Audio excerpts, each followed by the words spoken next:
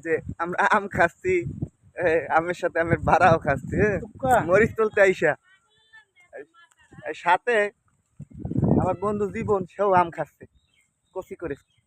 কি এই গ্রামে আসছি ঘুরতে, গাছ থেকে আম পাড়ছি, প্রথম আম আম খাচ্ছি। ওই যে সে আসছে মরিচ তুলতে, আমার বন্ধু ছোটখাটো মানুষ। আর আমরা যাবো ওই ওই খাল পারে, ওই মাথায় খাল পারে, ও মরিচ তুলবে, সাথে আমিও যাচ্ছি, দেখি কীভাবে মরিচ তোলে, আম খাইতে খাইতে যাই। ওই খাল পারে যাচ্ছি, ইরি ধান দুই পাশে, ধানের মাঝখানে আইল আছে, আইল দিয়ে যাচ্ছি। গ্রামে থাকলে অন্যরকম একটা শান্তি, গ্রামের বাতাস, প্রাকৃতিক বাতাস, সৌন্দর্য, অন্যরকম একটা অনুভূতি, অন্যরকম একটা ফিলিংস, যেটা আসলে শহরে পাওয়া যায় না।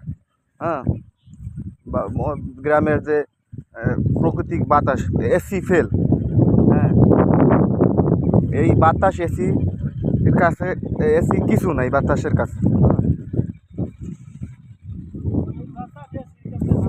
হ্যাঁ, এই বাতাস এসির কাছে হার মানে। নদী নালা, খাল বিল, প্রকৃতিক সৌন্দর্য মন উজাড় করে দেয়।